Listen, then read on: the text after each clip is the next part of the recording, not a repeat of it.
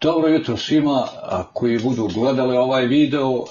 Prije nego što predstavim kome sam ja u gostima, neko je meni u gost, htio reći da sam samo odlučio da napravim jednu seriju videa sa ljudima koji su mene inspirisali sa svojim uspjehom u bilo kojima, znači poslovima, zanatima.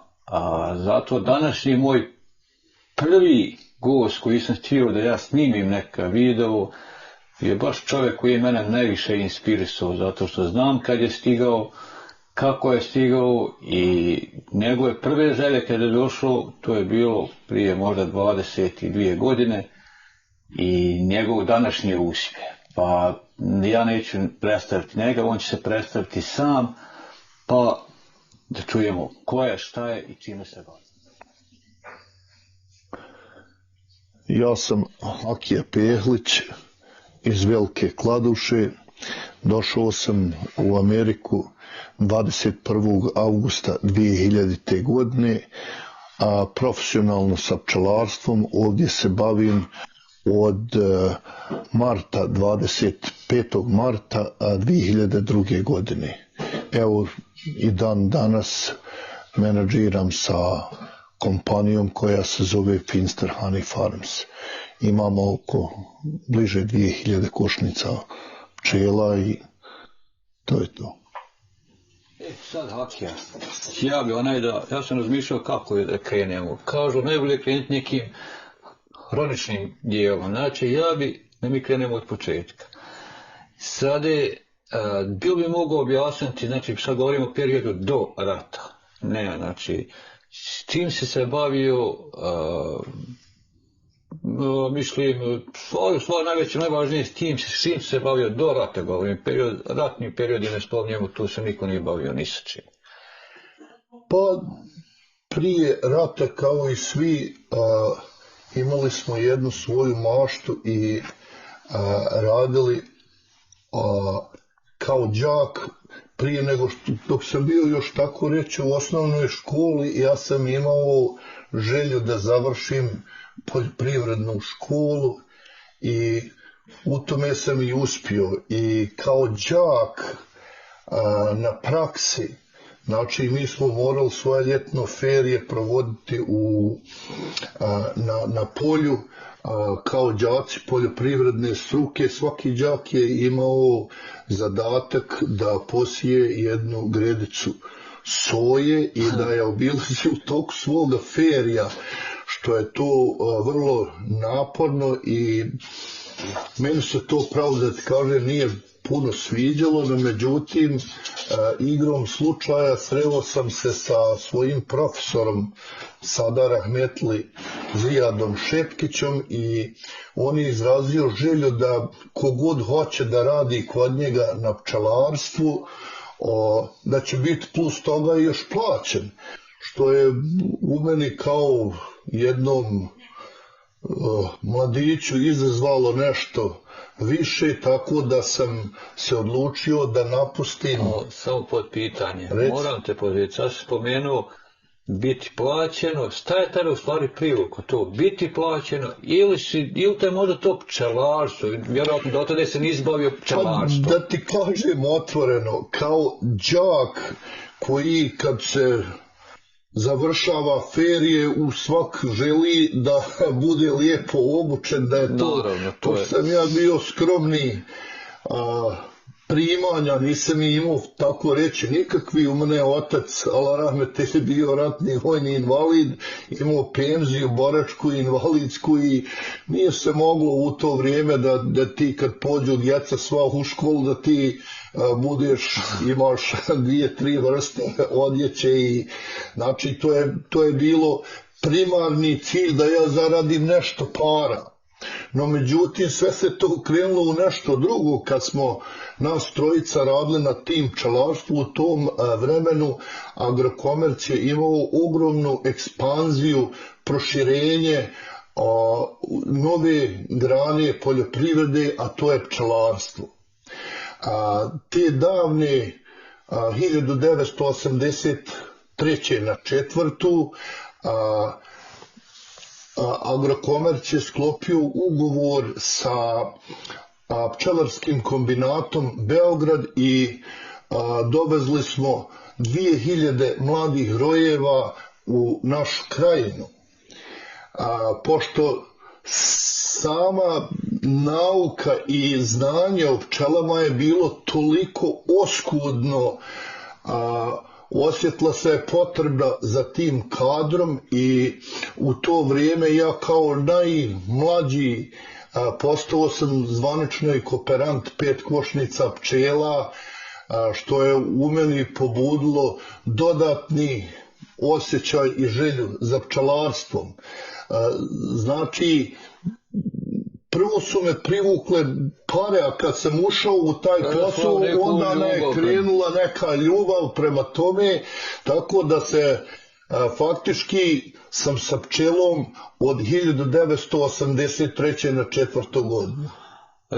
Sad ćemo se vratiti, ja se sjećam toga perioda, inače da kažem, ja Hakiju lično poznam i kao dijete. Radili smo jedno vrijeme zajedno, čak mi je bio i šef jedno vrijeme u toj istoj firmi Agrokomercu. Stigao sam prije njega u Ameriku i sjećam se kad je on došao. Hakija, ti stigao u Ameriku, ti si donio ljubav za pčelarstvo, donio se sa sobom ovdje. Sjećam se ti prvi dana, ti si samo raspitivao se u pčelarstvu. Hajde sad to skratim, sad ćeš ti meni reći kako si ti došao u kontekst, pošto ja sjećam da kad si me pitao, nisam znao da ikako postoji pčelarstvo u Americi. Znači nisam znao, to je tvoje prvo pitanje bilo kad si stigao da pitao si, raspitivao se. Kako si ti stupio u kontekst sa pčelarima i na kraju krajeva sa čovjekom za kojega si počeo raditi? Pa, kao prvo, moj san je bio da dođem u Ameriku i da postanem pčelar. Kad se je desilo da sam došao u Ameriku, onda I to je bila godina? To je bila godina 2000-ta, znači kad sam došao 21. augusta 2000-te, ja sam došao u Ameriku. Možda ste malo i pogrešio na početku, rekao da sam ja ovdje 22 godine, ali ovo je 24. godina. Boravka u Americi. Ja sam možda mislio na bavljenje pčelama. Sa pčelama sam se direktno ovdje počeo baviti od 2002. godine. To je znači 22 godine. Ali 2 godine, znači besprekidno se bavim pčelarstvom ovdje. I kao takav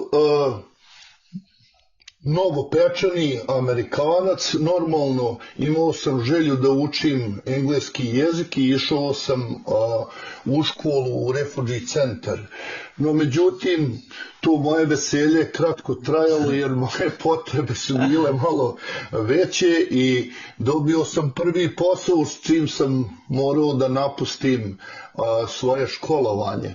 No međutim, zaposlio sam se u jednu firmu pa u drugu, iz te druge firme, nažalost, ja sam bio sam višak radne snage, tehnološki višak i ja sam bio toliko slomljen, ali uvijek sam tragao za pčelarstvom, koje mi dotad nije polazilo za rukom da naiđem na bilo kakav kontakt o pčelama.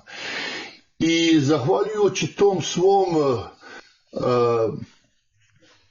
trudu da nađem to, da budem pčelar, ja sam učio engleski besprijekorno i tražio sam privatnog učitelja za engleski jezik i dok sam bio na birou rada i iznenada se pojavio jedan čovjek imenom Nate Miller, on me je nazvao u BOSIS školu, dođite kod mene da vas ispitam koliko vam je trenutno znanje engleskog jezika i između tog našeg razgovora čovjek me je pitao šta bi ti volio raditi. Ja mu kažem da bi ja volio raditi kao pčelar i da je to moj san. I tako smo mi se sastajali 3 puta sedmično, ponedjeljkom, srijedom i četvrtkom u biblioteci. Svako jutro on je donosio novine pod rukom, ovdje se zovu te novine Observer Dispatcher. pročita jedan članak, drugi gdje pogrešim, on me ispravi, koju riječ ne znam, ja je odmah upišem u svesku svoju nepoznati riječi i tako smo mi sprovodili dane i ja sam bio sve bolje i bolje, jači i jači u tom pitanju, dok jedan dan on meni kaže ja sam našao tebi mjesto za posao, ti ćeš imati jedan intervju za posao ubrzo. Ja sam ubrzano tražio po riječniku pčele riječ iz te branše pčelarske. Znači ti se posvećio toj branši posebno za njih. Jeste, to je ja sam samo vidio se u tom poslu, ni u kojem drugom. Moji školski drugari, oni su svi se meni čudili. Neću reći ibretli jer puno ljudi ne zna šta to znači. Kako ja sa takvom voljom i snagom uvijek kažem da ću biti pčelar.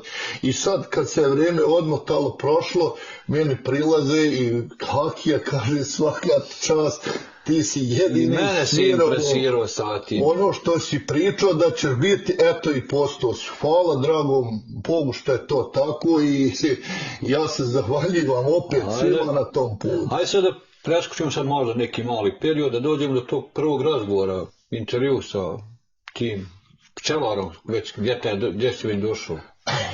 Prvi pčelar s kojim sam ja već prije toga upoznao, ja sam čuo da je neko predsjednik pčelarskog društva u toj regiji gdje ja živim i ja sam se sastao prije toga sa tim čovjekom, no taj čovjek mi nije znao uputiti, uopšte nije znao da u Konjigu imaju toliki veliki pčelari.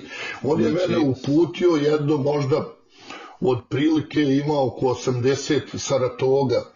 Ima znači neki 170 km oko 170 km, što je za mene to bilo jako daleko u to vrijeme. U želji da nađem pčele, da ih samo vidim, ja se znao voziti satima po prirodi, tražiti ne bi ugledao pčele. Nažalost nisam ih vidio. I dolaziš? I eto, igrom slučaja, zahvaljujući tom mom učitelju, on mi je našao firmu koja se zove Finster Honey Farms i upoznao me sa gazdom od te firme, što sam mu ja bio i zahvalan, i on je aranžirao da ja imam intervju za posao. Ja sam to prije toga, nek što ću imati intervju, ja sam imao jedan osnovni razgovor i prolazio sam okolo tih strojeva, gledam vrcalce kapaciteta 60 okvira jedna, 80 okvira druga, 80 okvira treća vrcalca. Vjeruj mi da me je bilo sram da kažem da ja to nikad vidio u životu nisam. Misliš na veličinu? Takve veličine, taj sajz. Da, ali si naravno došao sa velikim znanjem o pčelama. Ali sam došao sa velikim znanjem o pčelarstvu i to je moja bila glavna karta, sve ostalo za mene bi bilo lako. Znači ti obavljaš razgovor, on tebe prima u firmu? Ja dobivam napokon taj intervju i na tom intervju ja sam ukratko tražio od gazde napismeno šta on traži to od mene i ja sam njemu to, ja sam noćima pravio šta ću ja reći, šta ću ja pričati, no međutim kad te stvari sapletu, jednostavno nekad neke stvari ne idu onako u onom... Ali idu kako idu.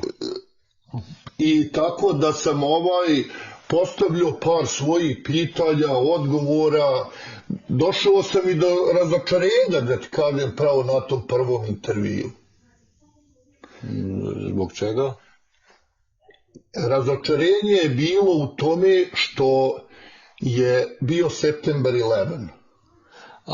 Ne mislim da ja znam o čemu pričaš, da vraćamo se na taj dio. Ja mislim da si čak imao i problem poslije toga razgovora i... Poslije toga taj dio čuvam za Ako znaš o čemu mislim. Ok. I tako da je to sve to isto, ja sam taj dan dobio sam taj posao svoj željni, no međutim to je bio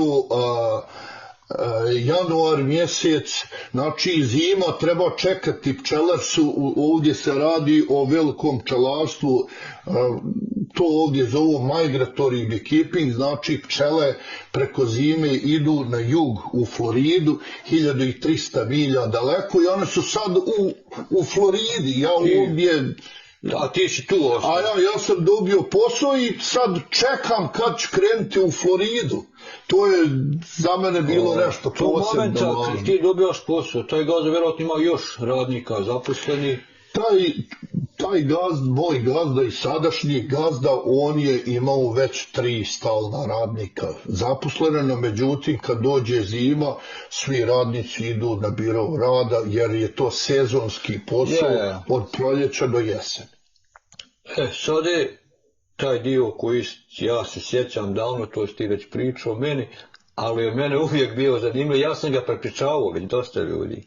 Pa ako se možeš sjetiti, znači ti radnici koji su radili, trenut toga za gazdu, su jednog dana, evo, zasmijetio im je jedan Bosanac, jedan Hakija, i možda zbog toga što ti kaže septembar 11. a i znanje koje je on donio tu. I oni nešto pokušavaju napraviti.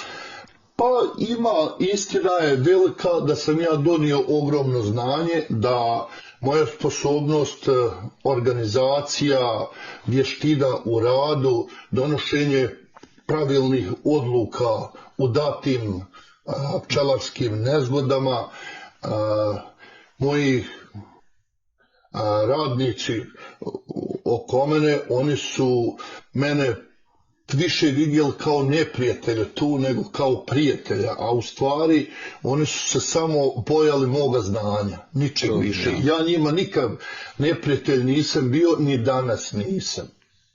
To mogu reći. I oni su smišljali spletku kako da se riješe mene. Da se riješe tebe, jer ti si im smijetu. I jednog dana, jutra, oni odlučuju da krenu u akciju. Pa, da ti kažem, prošla je ta prva sezona te godine, sljedeća sezona, on su krenuli u akciju da se riješe mene i oni su zakucali na vrata šefu da oni, ukoliko ja nastavim raditi, oni će napustiti tu firmu.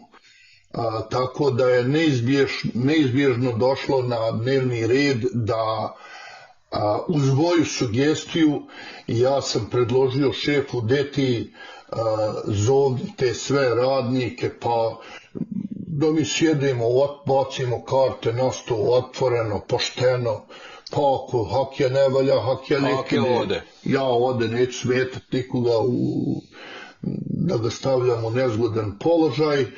I međutim to dvoje radnika oni su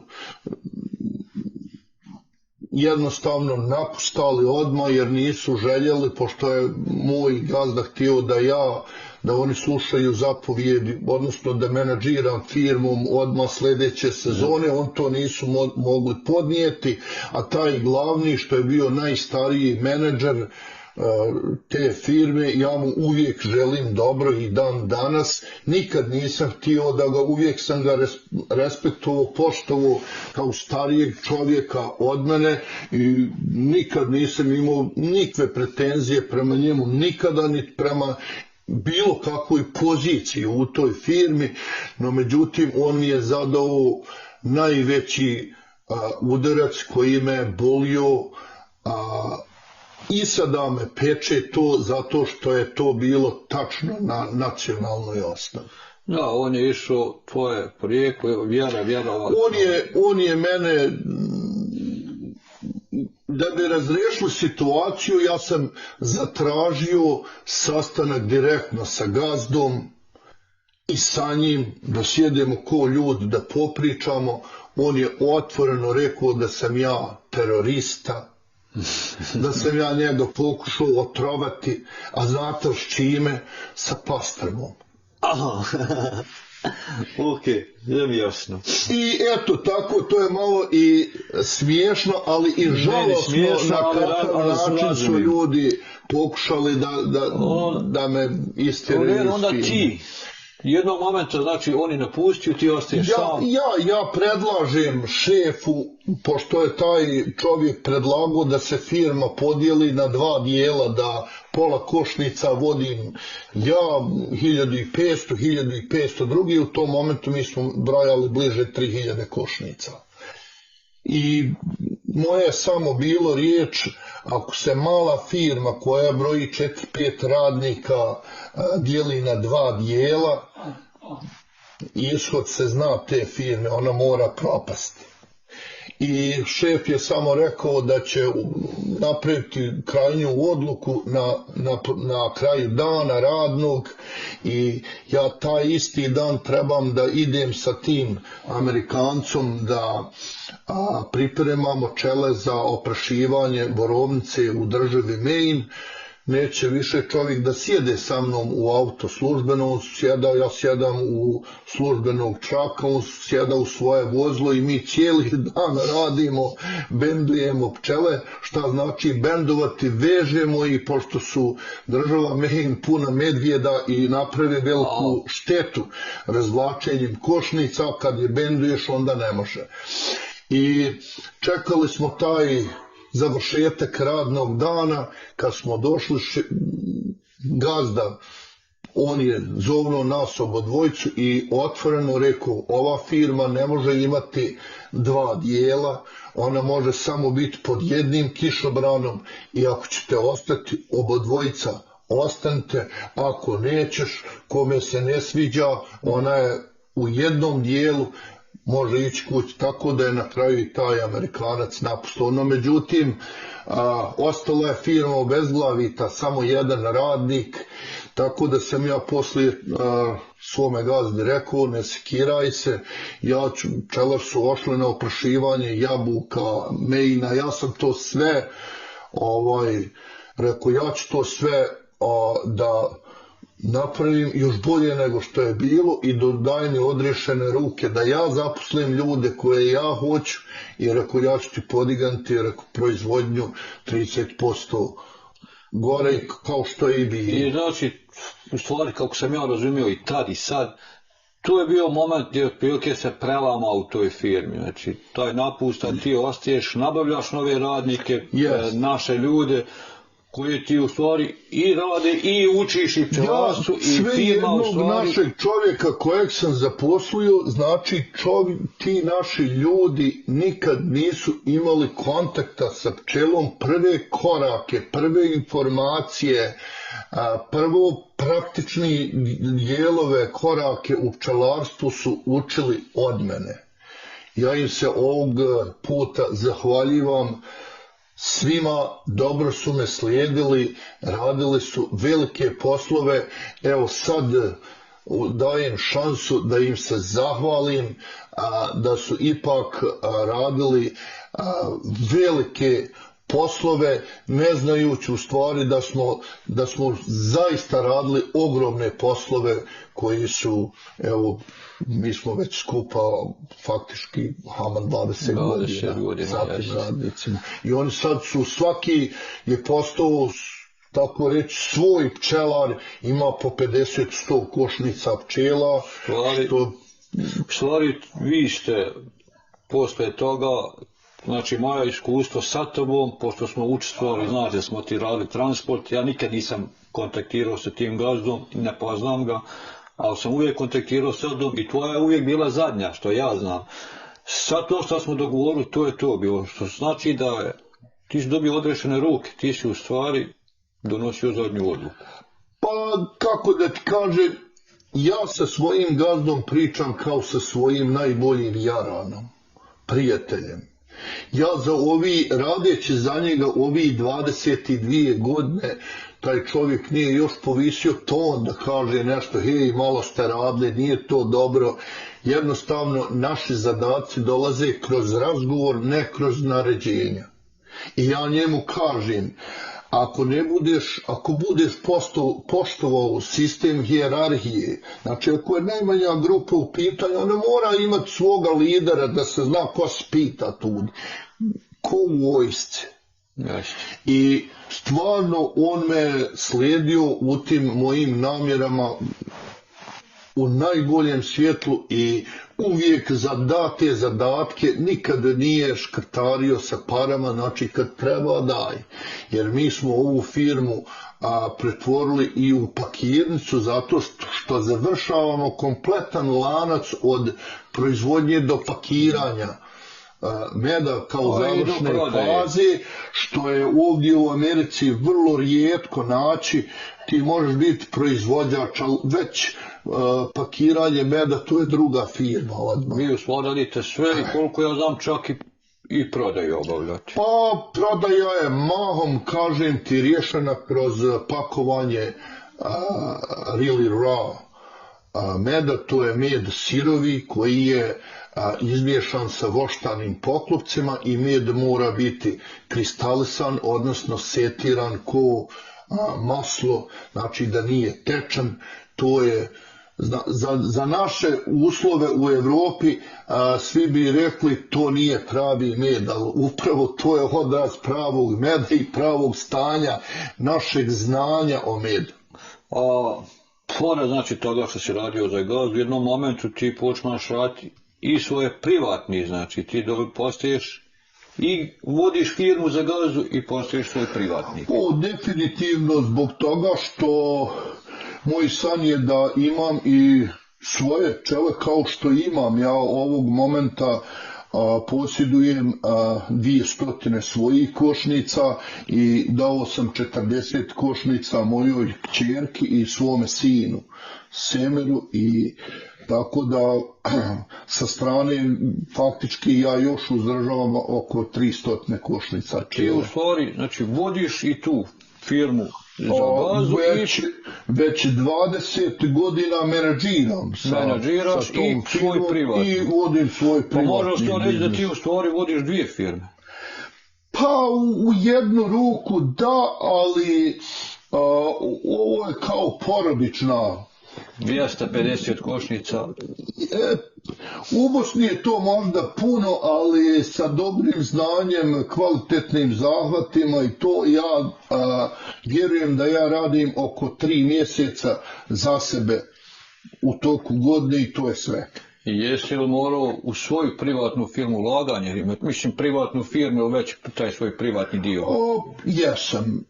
Normalna stvar, uložio sam puno stvari što se tiče u mašineriju, u equipment, ali još moram reći da smo mi svi kao radnici naslonjeni na firmu glavnu gdje mi radimo, pošto koristimo prostorije za vrcanje meda, mi koristimo od gazde.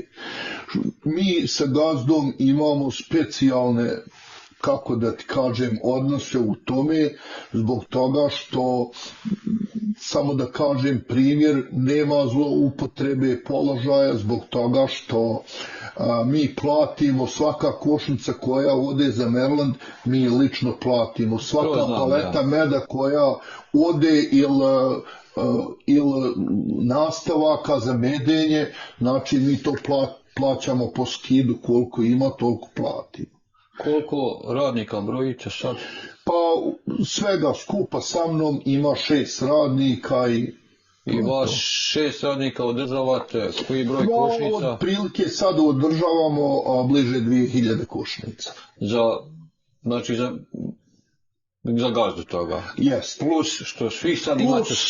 Svaki radnik, ja mislim od 80 do 150 košnica svaki radnik ima, osim mene što imamo sad oko 200 i oko 300 zahvaljujući o tim što sam dao ćerki i sin, ali ja ih moram, ja bi najvolio da ih, ali kad već... Ti u stvari, ja ću sad reći svoje mišljenje, menadžiraš tu firmu, svojih 200 košnica i pomažeš ćerki i sinu u njihovome, jer ja znam da si ti mozak i tu. Jeste, ali oni meni, kad su u pitanju teški radovi, kao što je snimanje meda, oni meni pomognu.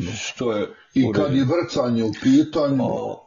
Ne bi sad bilo tajna, smiju se pitati, zarada tvoja sad kad kombinujemo firmu, gdje menadžiraš tvoje privatne čele na jednoj godišnjoj prilike godišnjoj zaradi, sve zajedno. Ne mora biti precizno.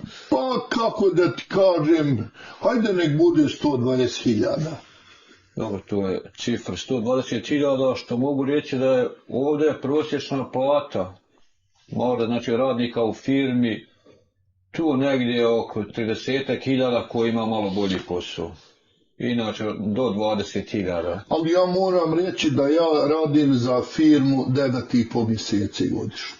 Jeste, to sam malo objasnio, neće biti jasno, malo objasnio. Pa, fino, evo, na primjer, mi smo počeli 19. februara ove godine sa birova rada, mi smo se vratili u firmu, pošto je to sezonski, pčele spavaju, odmaraju se zimi, pošto smo popakovali sav med, sve uredili, znači ja od novembra do 19. aprila nisam radio u firmi. To je ono što ti govorio, sezonski je. Jeste, zato se i kaže sezonski posao. Gdje mi sada tu pitam samo, još jedno, ovo sad je bitno, hoćemo li imati šansu da vidimo malo teren, da li bi imali šansu možda da vidimo i tu, zanima me vrcavce te kod gazde i gore gdje radiš i to? Nije problem, one su sad u procesu remonta, jednostavno vrcavce su, dvije vrcavce su sa jedne strane, dvije sa druge. Dvije vrcavce imaju kapacitet po 60 okvira i dvije imaju po 80. Između njih linija, odnosno traka koja prima okvire, oni moraju proći ko kad daska prolazi kroz dihtaricu, lančići otvaraju gornji dio okvira gdje je med zatvoren i donji i mašin operator preuzima otvorene okvire i stavlja u vrcavce.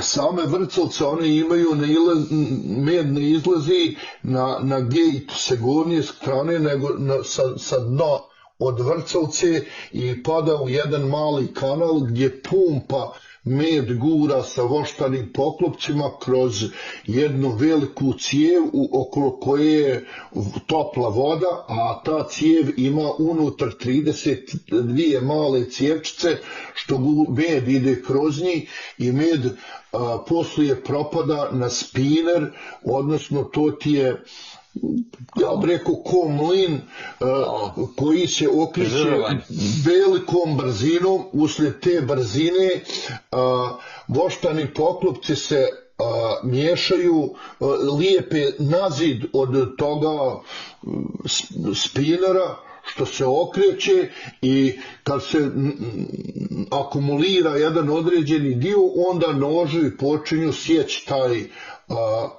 vosak koji pada dole normalno u burad i posle se od toga dobiva vosak, dok med izlazi kroz plosne cijevčice i izlazi u jedan veliki tank. To je prije vjerovatno bio tank za mlijeko i on je kapaciteta 12 burad meda. To je to, sad malo ćemo kad popijemo tu kafu i snimiti malo i terena. Nije problem. Evo, sad se nalazimo znači izašli smo napolje, na privatnom posjedu Hakije Behuća, to možete i zaključiti sami, da se bavi pčelarstvom, vidi se strogo uočljivo.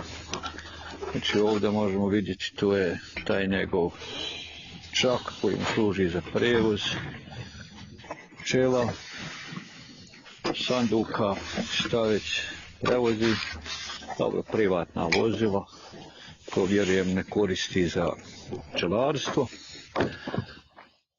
Tu u toj garaži znam da mu se nalaze razna oprema, Vrcovce, Hakin, posjed. Hakija, pitanje. Jesi li kad držao tu pčele? Jesam. Znači držao si tu na... Ja sam držao pčele ovdje ćošku, dok sam se bavio proizvodnjom matica. To je bilo između 2005. i 2010. godine. Ja sam bio proizvođač matica, ali zbog nedostatka vremena morao sam prekinuti tu proizvodnju. Znači ima posla oko toga. Velikog posla, možda kad budem penzionisan jednog dana ću se ponovo vratiti da proizvodim matice. Dobro. Sad se nalazimo na lokaciji koja je... Ovo je jedan od mojih prvih pčelinjaka, tako reći, kod kuće. Nema možda 1,5 kilometra od kuće moje.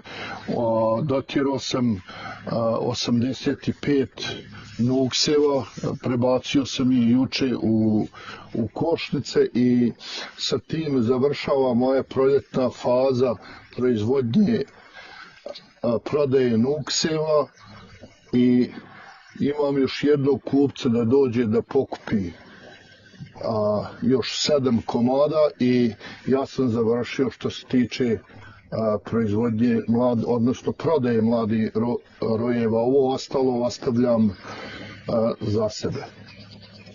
Jer svake godine treba podmladak. Znači, evo vidimo nam ovo je ugrijelo, pčele puno rade. Pčele su poslije kiše u punom zanosu, idemo dalje. To je to. Hakija, sad smo došli na drugu elevaciju, vidim da je ovo druga lokacija. Ovo ti je pčelinjak 4 možda milje, znači oko 6-7 km od kuće moje.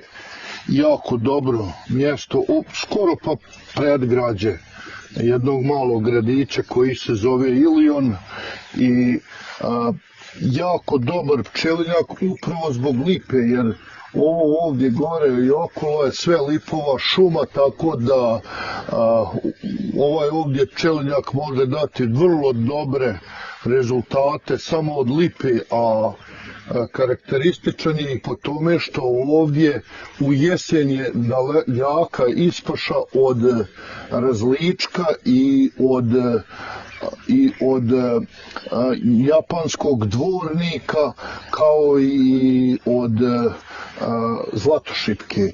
Znači, vrlo visoki prinos se mogu postići na ovom pčelinjaku ako imaš jake pčele. Tako da nije tajna, ako je dobra godina, između 50 i 70 kg meda po košnici može se uhvatiti. Mislim da sam te pitao, nisam siguran pa ih pitati ponovo. Jednom smo razgovarali, rekordna košnica koja ti je dala. Imao sam u području Oneida County, to ti je kao druga opština, imao sam jednu košnicu koja mi je dala 299 pounda meda, otprilike oko 136 do 140 kg meda. Dala je 15 polunastavaka meda. A prosječno davanje po košnici? Prosječno davanje po košnici je između 80 i 120 pounda, a ako je izrazito bolja godina kao što sam imao, jedno od njih je 157 pounda meda po košnici. Sad je, dok smo u autu putovali prema vama, ispričao si mi situaciju da si imao problem sa medvjedima. Jeste, upravo na ovome mjestu prošle godine medvjed mi je izvukao jednu košnicu i to sa stražnje strane i odvukao je tamo. Obično kad medvjed radi nered, on izvuče košnicu sa pčelinjaka jedno 10 metara izvan djelokruga, tako da može na njoj raditi u miru, da ga niko ne vidi. I šta si poduzeo? Hitno sam otišao i kupio električnu ogradu i postavio na ovaj pčelinjak, tako da više nije dolazio. Znači električna ograda može pomoći? Obavezno može preko solarnog. Što znači ovo je, ko što vidite, možete vidjeti kuće, to je svački predgrađe. jednog gradića gdje ipak medvjed dođe i... Pa odavle nema možda 1,5 kilometra, možda malo više je škola, školski distrikt, tako da je to sami kraj od grada Iliona ovdje. I dobro, znači ovo je ta lokacija sad nova. Jeste, evo, povešću ovoga kamermana još na jednu moju lokaciju koja je odavle možda je daleko 4-5 kilometara, tako da jako je dobro pčele postavljati na niže nivelacije zemljišta, znači na niže nadmorske visine i postepeno ih penjati prema većim nadmorskim većinama, tako da proces vegetacije dolazi sporije i kasnije za po 1-2 sedmice nego što je ovdje. Ako je ovdje maslačak procvetao, znači za 7 dana će na višljoj lokaciji cvjetati poslije toga. Znači i o tome mora se razmišljati. Ovo ja definitivno. Idemo na drugu lokaciju. Akija, sad se nalazimo na... Ovo je pčelinjak koji se nalazi više gradića Ilion, znači 1-4 km daleko od prošlog pčelinjaka što sam vam pokazao. Ovdje su moji splitovi, odnosno mladi rojevi koje sam napravio dole u Marylandu i spustao sam ih prekjučer ovdje. Ovdje možemo vidjeti, ti si pričao o toj žici, evo ovdje vidimo da je... Jeste, tu je već formirana od prošle godine žica i jako potrebno, pošto ovdje medvjedi radi malo opasnije, ovdje električna žica mora biti aktivirana cijelo vrijeme. Tako da je jednostavno ne možeš spasti pčele od najezde od medvjeda. Sada te pitam, ja sam sad opet na putu prema vamo prisustvu pozivu telefonskim, odnosno jednom telefonskom razgovoru i koliko vidim tebe već zovu ljudi, narudžbe prave, možeš ja sam teo ne znam ime čovjeka. Pa kako da ti kažem, mi se bavimo migratory beekeepingom, znači pčele selimo preko zime na zimovanje na jug. U našem slučaju mi selimo pčele u državu Maryland i ja sam tu kreirao jedno tržište, tako da ti ljudi tamo što žive, oni žele da otkupe svaki gram meda koji mi proizvedemo u državi Maryland, tako da ove godine već imamo naručeno jedno 300-400 kanti meda, vrhunac toga između 50 i 60 hiljada pounda meda, što znači oko 25-30 tona. Tu da negdje otprilike između 20-25 tona meda godišnje možemo prodati. Znači prodaja je već obezbeđena za med. Po razgovoru koji sam ja shvatio u autu, Paški ti toliko narudžbi imaš da ti više ne možeš garant da ćeš svima isporučiti onoliko koliko bi željeli.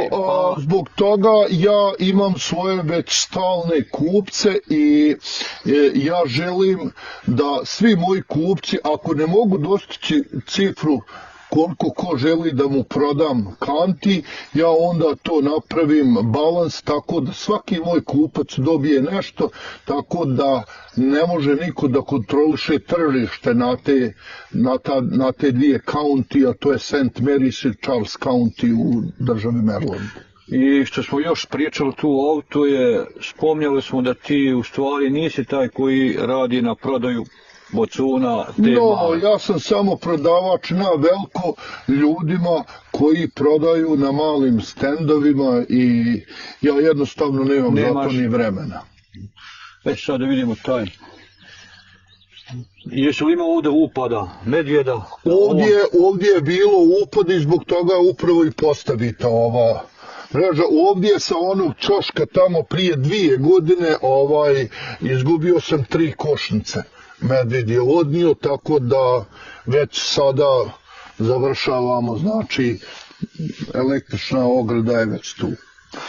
Primijetio sam tako da smo mi podigli se na veću nadmorsku visinu po putovanju penja, išli smo... Pa jako je interesantno da prve pčele koje mi dovozimo iz Marilanda postavljamo uzduž rijeka, uz dolinu rijeka, jer na toj nadmorskoj visini, pošto je niža, počinje vegetacija prije i čim se popneš za koji 100 metara nadmorske visine na veće terene, višlje terene, znači vegetacija kasni za 7 dana, tako da uvijek loviš nešto. To je to, znači ništa, evo, sad smo tu na toj lokaciji, mislim da ćemo se pomjeriti još negdje, da snimimo još nešto, pa vidimo se usput. Ok, sad nam objasni gdje se mi nalazimo i šta se ovdje u stvari odigrava na ovoj lokaciji. Upravo sada mi smo stigli na jednu lokaciju koja se zove Triple i na ovom mjestu, ovo je naše istovarno mjesto za pčele. Kad dotiramo pčele iz države Maryland u državu New York, ovo im je prva stanica poslije toga. Znači odavdje dalje vi ništa? Odavde pčele idu na manje pčelarske lokacije koje će biti korištene tokom godine za medobranje. Ništa, ajde sada snimim malo ovo, ovo ime isto zanimljivo. Znači ovo je istovarno mjesto gdje oni sele... Jeste obično veliko istovarno mjesto gdje dolaze šleperi za istovar pčela. Ima dva lijevo i desno krilo, znači da čovjek koji istovara košnice sa viljuškarom da ima dovoljno mjesta s lijeve i desne strane od šlepera da ih baca na lijevu i desnu stranu. To je upravo ovo mjesto, znači gdje se istovaraju pčele. Ovo su sve mladi rojevi koje smo mi napravili u državi Maryland i oni će, ako Bog da, iduće sedmice, danas je nedjelja, oni će biti razveženi na male pčelinjake koji otprilike broje između 44 i 48 košnica. Najbitnije je za reći da oni pčelinjak do pčelinjaka ne smije imati prečnik otprilike oko 4,5 km, tako da ne bi došlo do konkurencije na zemljištu. Znači svaki pčelinjak broji od 44 do 48, od 4 do 48 košnica i tako da samostalno u tom radijusu kretanja pčele ne konkurišu jedne drugim, odnosno da donesu dovoljno meda. Evo moramo vidjeti tu lokaciju, kako je to.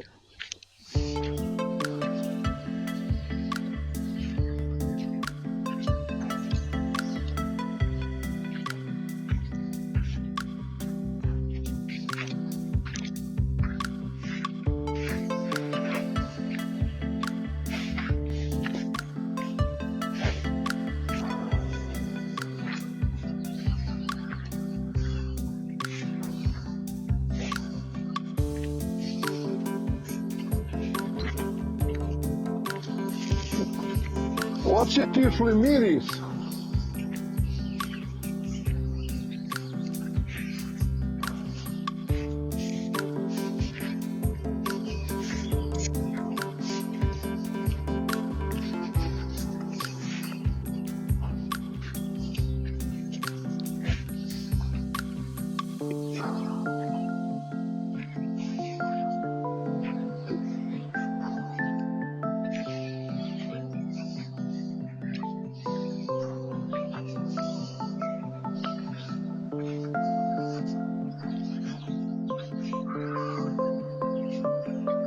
Slobodno priđi ovdje. Evo ovdje nam je još ostalo jedno 160 nukseva da prebacimo u nastavke, tako da će pčele iduće sedmice biti spremne za voženje na medne lokacije. Ovo su sad znači nuksevi. Mladi rojevi koje je još ostalo je da prebacimo u regularne nastavke. I to planirate raditi kao sad? To ćemo, ako Bog da, sutra raditi i od prekostra ove pčele su spremne da ugledaju nove svoje medne pozicije gdje će biti održene na lokacije za medenje.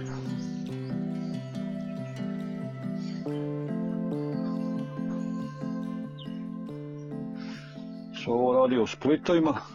To se radi o nastavcima u koje će biti prebačeni ovi nuksevi u ponedjeljak sutra, to jest sutra ako Bog da.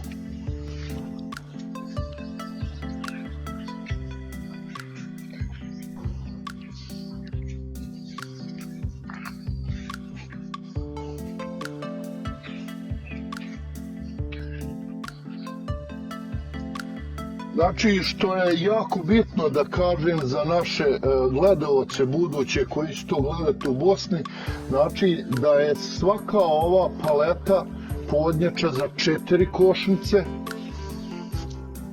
koja je totalno, znači, prilagodita za seum.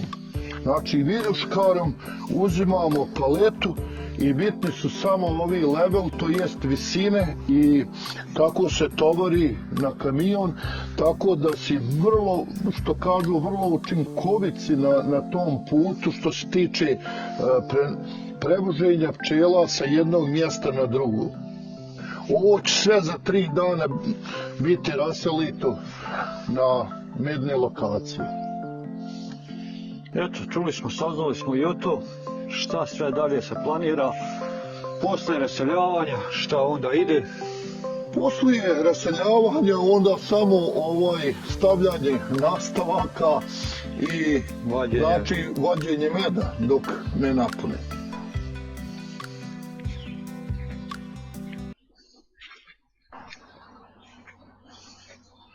Hajde, ok, sad stigli smo na...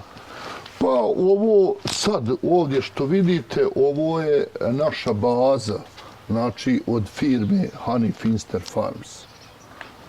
Znači to je glavno sjedište? Jest.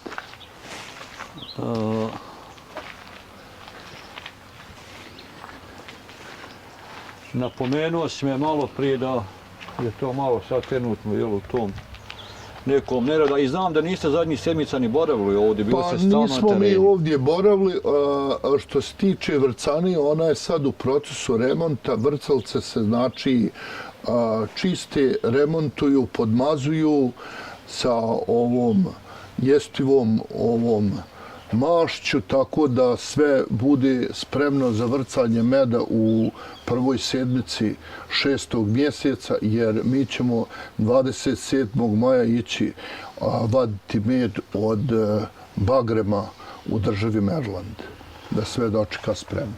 Ništa, idemo malo da snimimo okolo, kao što je Hakija rekao, sad to trenutno nije sve još ne organizovano, jer dečki nisu tu već par sedmica, na tereni su, tako da vrcalca je u remontu, ali me to zanima i ja taj remont. Evo vidiš ovo ovdje što vidite, ovdje ove 2 palete, te su pčele išle na oprašivanje jabuka, pa su vraćene nazad. Jeste. I samo da mi rečeš, buradi sam vidio puno tih željeznih. Šta vi dobijate u stvari u buradima? Pa sav med koji mi izvrcamo, faktički oni trebaju da dođu u burad. Otprilike kapaciteta 300 kg meda.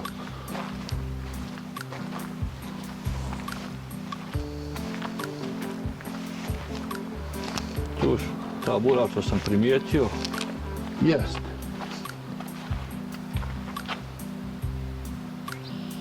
Prije nego što se med sipa ovima, on se operu sa pressure washerom, tako da med dolazi u čisto bure. Dole su palete, vjerojatno pripremite. Dole su palete, nešto nastavaka i tako, a ovdje, ova zgrada ovdje, objekat, u nju primamo med. Kad se povadi, dovozimo med u tu prostoriju. Ova ovdje prostorija vam služi za... Ovdje je pakirnica u ovom ovdje dijelu, u ovom vamo gdje se vidi ova vrata crvena druga, to ti je topla soba ili hatrum, kako je mi zovemo na engleskom, znači gdje med se dovodi da ne pređe vlažnost od 17,5%, tako da se totalno zreo med vrca u vrcani koja ima 4 vrcalce i liniju za otklapanje meda. Sad Hake, objasnimo, evo sad smo ušli u jednu prostoriju, šta se ovdje nalazi? Ovdje ti je jednostavno mjesto gdje se med vrca. Vidite i sami da je ovo u procesu remonta, odnosno čišćenja, podmazivanja i jednostavno vidite ovo je otklapač, znači mednih poklopaca. Kroz ovu liniju se šalju okviri koji su poklopiti sa medom, lančići udaraju, isključeno je. Znači otklapaju prednju i zadnju stranu od meda i ovdje su dvije vrcalce sa jedne strane, dvije sa druge. Ove dvije su, čini se, kapaciteta po 60 okvira, ona je tamo od 80 i ova je od 60 također.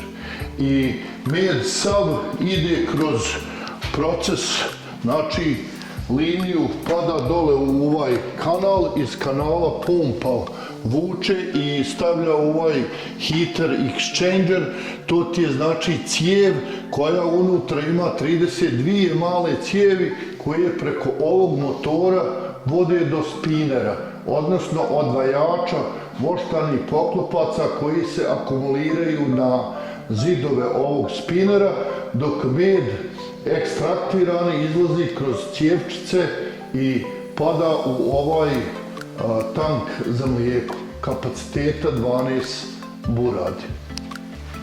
To bi bilo ukratko. To je otprilike proces. Oko procesa vrcanja. Znači med pada u ovaj tank, kako smo rekli. To je taj. Znači, to je sve, kao vidite, u procesu čišćenja. Proces je čišćenja, remontiranja i kao što smo rekli, ovamo se nalazi ta topla soba.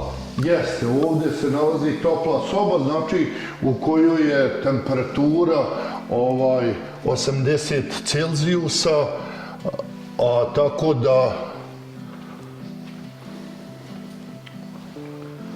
Zašto morate postići temperaturu? Pa pošto rade ventilatori, ako slučajno ima